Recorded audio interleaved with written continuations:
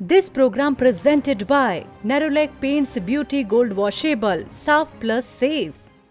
खबरों की शुरुआत करते हैं। राजस्थान में सियासी सरगर्मी तेज है। इस बीच कांग्रेस के बीच जारी अंदरूनी कलह खुलकर सामने आ गई है। पूर्व डिप्टी सीएम सचिन पायलट ने अशोक गहलोत पर निशाना साधते हुए कहा, मैंने मुख्यमंत्री अशोक गहलोत का धौलपुर का भाषण सुना। उसे सुनकर ऐसा लगता है कि उनकी नेता सोनिया गांधी नहीं बल्कि वसुंधरा राजे हैं।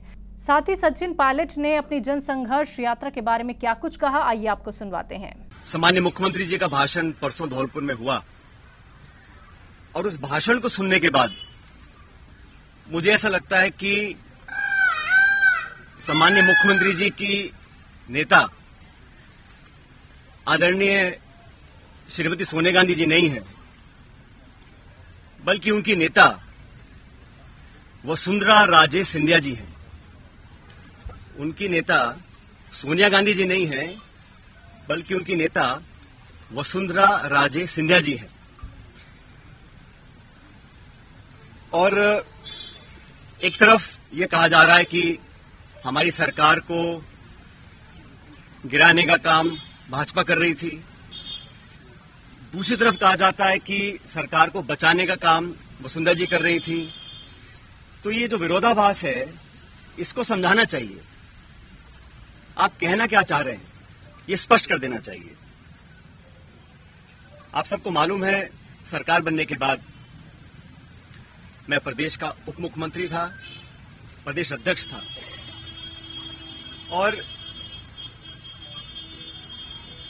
2020 में देशद्रोह, राष्ट्रद्रोह के मुकदमे में मेरे पर कार्रवाई करने की कोशिश की गई थी। अजमेर से एक यात्रा निकालूंगा, जनता के बीच जाकर जनता की आवाज सुनेंगे, जनता के मुद्दों को उठाएंगे और जैसा मैंने शुरू में कहा, जनता जनार्दन है, तो जनता के बीच जाना हम सबका दायित्व बनता है। और जो करप्शन के इश्यूज हैं, जो नौजवानों के इश्यूज हैं, जो पेपर लीक और पेपर कैंसिल के और नौजवानों के हितों से जुड़े मुद्दे हैं, उनको उठाकर मैं एक जन संघर्ष यात्रा निकालने जा रहा हूं, जो 11 तारीख को शुरू होगी अजमेर से और जयपुर की तरफ हम लोग आएंगे। लगभग 125 किलोमीटर की यात्रा है। जन संघर्ष यात्रा लोगों के हितों के लिए, करप्शन के खिलाफ, नौजवानों के संरक्षण के लिए।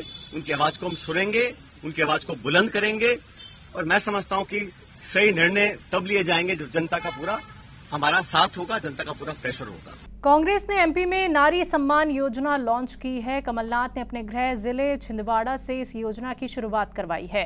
छिंदवाड़ा के परासिया में नारी सम्मान योजना की घोषणा करते हुए पूर्व मुख्यमंत्री कमलनाथ और सांसद नकुल नाथ ने 2 महिलाओं से फॉर्म भरवाकर इस योजना की शुरुआत की।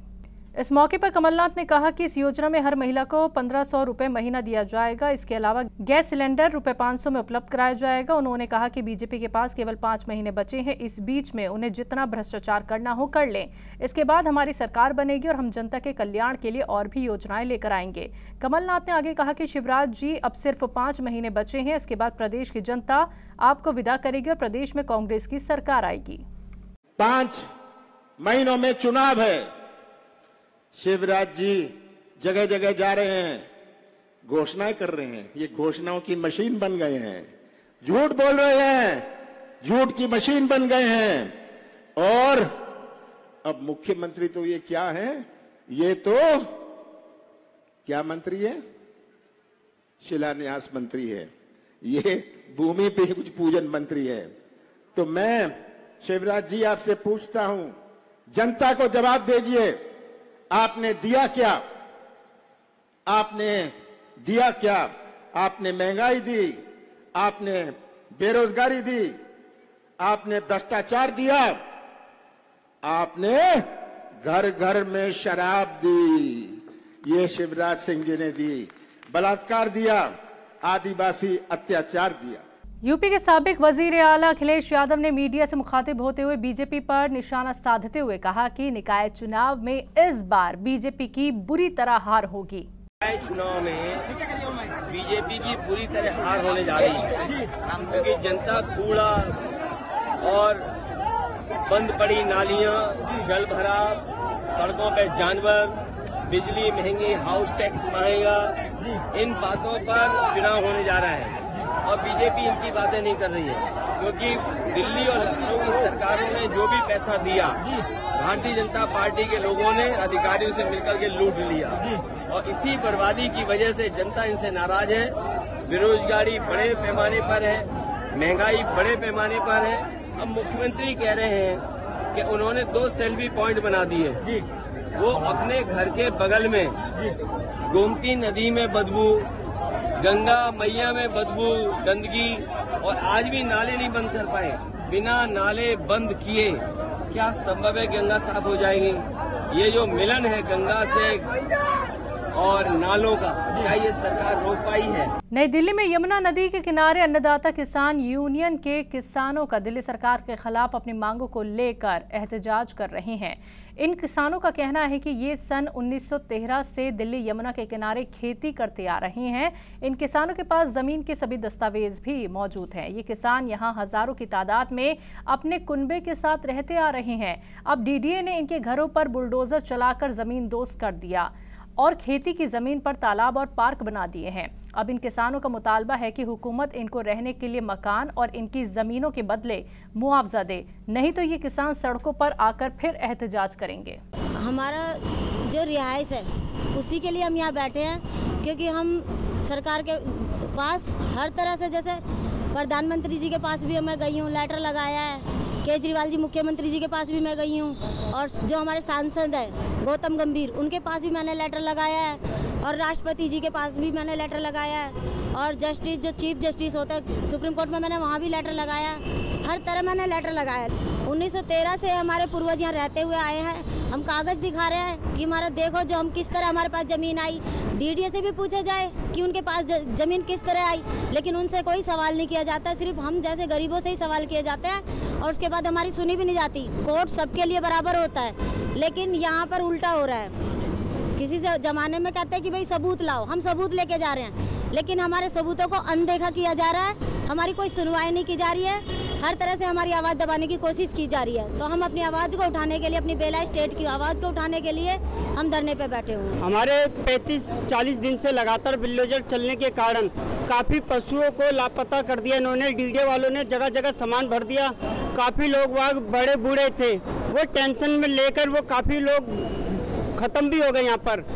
और डीडीए ने बुरा हाल कर रखा। जरा सी भी तिरपाल वगैरह, घर वगैरह नहीं बनाने दे रही।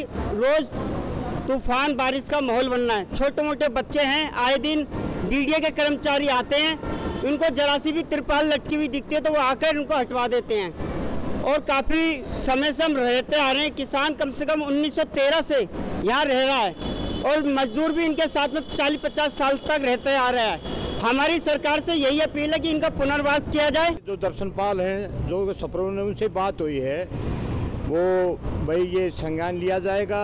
यमुना खादरे विषय में 4-5 दिन के बाद वो यहाँ यमुना खादरे में आ रहे हैं। बेला स्टेट में दर्शनपाल जी और 4-5 और संगठन के लोग संयुक्त मोर्चा तरफ से आ रहे हैं। बहुत बड़ा निर्णय लिया जाएगा। असल में हफ्ते 10 दिन सरकार इनकी बुला लेती, सुनती, इनका पुनर्वास किया जाए, ठीक है, न तो आर पार की लड़ाई का ऐलान सीधा होगा। जी, जयपुर में साबिक विधायक रहायश की जमीन को लेकर सरकारी महकमे की ओर से की जा रही नीलामी के विरोध में मुस्लिम तंजीमों ने मुखालिफत में एहतजाज किया। विधायक रहायश तोड़ने के बाद जेडीए ने इस जमीन की नीलामी का अमल शुरू कर दिया है। इस बीच शहर समेत खित्ते के कई मुस्लिम तंजीमों की ओर से जमीन को Rajasthan board of Muslim Waqf board की संपत्ति बताते हुए नाराजगी जाहिर की है। पीर के रोज जालूपुरा थाने के सामने एहतजाज किया गया। मुस्लिम परिषद संस्थान और AIMIM ने नीलामी का एहतजाज करते हुए जमीन वक्फ बोर्ड की मिल्कियत बताई है। देखिए, लंबे समय से जेडीए में जो लंबित चल रहा था मामला, ये वक्फ की लैंड है नवाब कलन के नाम पे। और जब आज़ादी के कुछ समय बाद जब विधानसभाएं वगैरह बनी और नए क्वार्टर्स जो यहाँ बने, और ये क्वार्टर बने तब तक तो ठीक था, जिसका काम राज्य सरकार ले रही थी। लेकिन जिस तरह से जेडीए के द्वारा इस ज़मीनों का जो ऑक्शन किया जा रहा है, ये बिल्कुल गलत है। क्योंकि जब तक दफ़ा जो 1965 के तहत अगर ये ज़मीन वक्फ बोर्ड की मानी गई है, कोर्ट ने माना गया है, अलग अलग जो कोर्टों में जो केस वक्फ जीता है 2012 में भी, तो कम से कम जेडीसी को एक बार इस ज़मीन के टाइटल को क्लियरेंस करके उसके बाद कार्रवाई करते तो लगता कि ये नहीं ट्रांसपेरेंसी की बात कर रहे हैं। लेकिन बिल्कुल क्लियर कट है कि ये वफ़ की ज़मीन है, नवाब कलन के जो पार्ट ऑफ उसकी जो बीच में से रोड निकली है, तो इस तरह से ज़मीन को एक बार ऑक्शन नहीं करना चाहिए। क्योंकि अभी हमारे जो प्रिंसिपल सेक्रेटरी कृष्ण कुणाल साहब ने जो अभी मीटिंग ली है, जिसमें हमारे अलग अलग विभागों के जो किराए जो ड्यूज़ थे उनको देने की बात की गई, जो हमें लेटर भी लिखा, और राजस्थान सरकार ने भी हमारे जो डिपार्टमेंट्स के जो किराया ड्यू था उनको भी देने की बात की गई है। तो कम से कम एक बार जेडीसी को जब इस चीज़ का एहसास हुआ और पता लगाया तो निश्चित रूप से इस तरह की कार्रवाई इनको रोकनी चाहिए। आज मैं और मैंने जो माइनॉरिटी कमीशन के चेयरमैन भी और हमारे वफ़ के मेंबर भी है रफ़ीक साहब, हमने दोनों ने एक चिट्ठी भी लिखी है, इनको बात भी की कि एक बार इससे एग्जामिन करवाएं और इस तरह की वफ़ की ज़मीन को आप ऑक्शन नहीं कर सकते, क्योंकि वफ़ ही वफ़ रहती है, ऑलवेज वफ़ होती है, वफ़ नॉट फॉर सेल होती है। अगर इस तरह की कार्रवाई अगर जेडीसी करते हैं तो बिल्कुल गलत। हमें अगर कोर्ट जाना या कोई जो भी सरकार के सामने हमारा हम जो बात रखनी होगी, हम हमारी इस ज़मीन को, वफ़ की ज़मीन को बचाने के लिए निश्चित रूप से कब्जा, ज़मीन का कब्जा किसके पास है? क्या वफ़ वहाँ पे कोई बोर्ड लगाएगा? इस पे वो ज़मीन सरकारी क्वार्टर बने हुए थे, तो जब इनको ये एहसास होगा कि शायद एग्जामिन जेडीसी साहब ने नहीं करवाया होगा, जो जैन साहब वो जो भी है इन्होंने नहीं करवाया होगा, उनको पता नहीं होगा कि ज़मीन किसकी क्या है। वो तो जब इस तरह की जो बात उनके सामने आई है और बोर्ड को जब इस चीज़ का पता लगा कि ऑक्शन करने जा रही है, पहले भी हमने कई बार इन डिपार्टमेंट को लिखा भी है और हमारे प्रिंसिपल सेक्रेटरी इनसे बात भी कर रहे हैं, विभागों की मीटिंगें भी ली, हमारे सीओ भी गए, हमारे स्टाफ भी गए। अगर इस तरह का ऑक्शन जो अभी आम आवाम ने भी इस चीज़ का मुद्दा बनाया और कुछ जो स्वार्थी पॉलिटिकल पार्टियां जो आ रही है जो अपने करने के लिए उन लोगों ने किया, लेकिन जो वाजिब हक की जो बात अगर करे तो ठीक है, लेकिन इस तरह की ऐसी बात ना करें। झारखंड के अक़लियती फलाह वजीर हफीजुल हसन की क़यादत में एक मीटिंग का एहतमाम किया गया। सफ़रे हज 2023 के पेश नज़र मुनक्किद इस मीटिंग में देही तरक्कियात वजीर आलमगीर आलम और रियासती हज कमेटी के चेयरमैन डॉक्टर इरफान अंसारी के अलावा मुताल्लिका महकमा के सेक्रेटरी, एयरपोर्ट अथॉरिटी और CISF के अफसरान के साथ साथ ज़िला इंतज़ामिया के अफसरान और कमेटी के मेंबरान शामिल हुए। तो इस मौके पर 21 मई से रियासत के तकरीबन 2800 आज़मीन हज की रवानगी के पेश नज़र मुख्तलिफ मौज़ूआत पर तबादला ख्याल किया गया। बड़ी खुशी की बात है कि 2019 के बाद पहली बार लोग जो यहाँ से हज के लिए रवाना हो रहे हैं, इसलिए मुझे खुशी है। हम लोग ने 2009 से लगातार इसको शुरुआत किए थे। बीच में कुछ प्रॉब्लम हुई थी और जिसके कारण फिर इसको कलकत्ता कर दिया गया था। और हम लोग का इनिशिएटिव यही रहा, हज कमेटी का उद्देश्य यही होता है कि झारखंड के लोगों को झारखंड से जाने की सहूलियत होगा। कुछ ऐसा भौगोलिक कारण से कुछ क्षेत्र है जो कलकत्ता का नज़दीक है, वो लोग 200-400 जाते हैं। इस बार भी हम देखे करीब 27,000 से 2700 से ऊपर जा रहे हैं हज करने के लिए। उसमें 400 जाएंगे कलकत्ता से, रेस्ट जो है रांची से जाएंगे। और जो व्यवस्था पहले थी वो व्यवस्था सबको को जानकारी है, जो भी पुराने पदाधिकारी हैं। और हम चाहते हैं कि उस समय भी कुछ कमी हमें दिखाई दिया था, हम लोग भी जानते हैं, सारे लोग, उस कमी को भी दूर करना होगा और सभी व्यवस्था को सुदृढ़ करना होगा ताकि हज में जाने वाले तमाम लोगों को दिक्कत नहीं हो। और प्रशासन और सरकार प्रतिबद्ध है, जो लोग अपने विश्वास के साथ हज के लिए जाते हैं वो सही तरीक़ा से करके आए। यही उद्देश्य से आज हज कमेटी की मीटिंग बुलाई गई थी। इस बार हेमंत बाबू के नेतृत्व में जो सरकार चल रही है उसके तरफ से हाजियों को कोई तकलीफ नहीं हो, ये हम लोग ठाने हैं और ये हम लोग इंतज़ाम पूरा हज कमेटी के और कल्याण विभाग द्वारा, अल्पसंख्यक कल्याण विभाग द्वारा किया जाएगा। कोविड के बाद पहली बार झारखंड से हम लोग हाजी को भेज रहे हैं। एक नई उम्मीद और नया जोश, नया उत्साह भी है लोगों में, तो सब कुछ बेहतर तरीके से करेंगे। लेकिन एक चिंता जो है मुझे सता रही है कि जो गो एयर से जाना था वो फ्लाइट ही बंद हो गई है। लोगों का पैसा चला गया, लगभग 120 करोड़ रुपया हम लोगों ने जमा करवाए हज कमेटी ऑफ इंडिया को, और अभी तक शेड्यूल नहीं मिल रहा। ये संशय की स्थिति है। तो अभी इस मुद्दे पर हम लोगों ने वार्ता किया है और मंत्री जी से मैंने आग्रह किया है कि कल CM से ही वार्ता हुई इनकी, ये चिट्ठी लिख रहे हैं। सिविल एविएशन जो मिनिस्टर है उनसे हम लोग वार्ता करेंगे और जो कल्याण मंत्री हैं सेंट्रल की, स्मृति ईरानी से भी चिट्ठी वार्तालाप होगा और हज कमेटी ऑफ इंडिया जो मुंबई में है उनसे भी वार्ता होगी कि अगर गो एयर नहीं गया तो क्या होगा। उसके लिए क्या कर रहे हैं, वैकल्पिक व्यवस्था क्या है, अल्टरनेट फ्लाइट कब दे रहे हैं। फ्लाइट का शेड्यूल 6 महीना पहले से तय हो जाता है और अचानक क्लैप्स कर गया है सिस्टम। तो ये हम लोग लगे हुए हैं, सरकार लगी हुई है, तो हमें लगता है समाधान निकलेगा और सभी हाजियों को हम लोग भेजेंगे और हाजियों की दुआ हम लोग लेंगे, हमारी सरकार दुआ लेगी। हज यात्रा में शिया हाजियों से ज्यादा रकम लिए जाने के मामले में यूपी हज कमेटी के चेयरमैन मोहसिन रजा ने चुप्पी तोड़ी है। मोहसिन रजा ने कहा है कि ज़ोफ़ा मिकात से एहतराम करके हज के लिए मक्का मदीने जाने वाले शिया हाजियों ने जो ऑप्शन चुना है उसी के पैसे उनसे लिए जा रहे हैं। शिया हजरात चाहे तो इस ऑप्शन को कैंसिल भी कर सकते हैं। आपको बता दें कि शिया बिरादरी की ओर से कड़ा एहतजाज जताया गया है कि हज कमेटी शिया हाजियों से ज्यादा फीस वसूल रही है और ज्यादा पैसा लेकर शिया हज आजमीन को परेशान किया जा रहा है।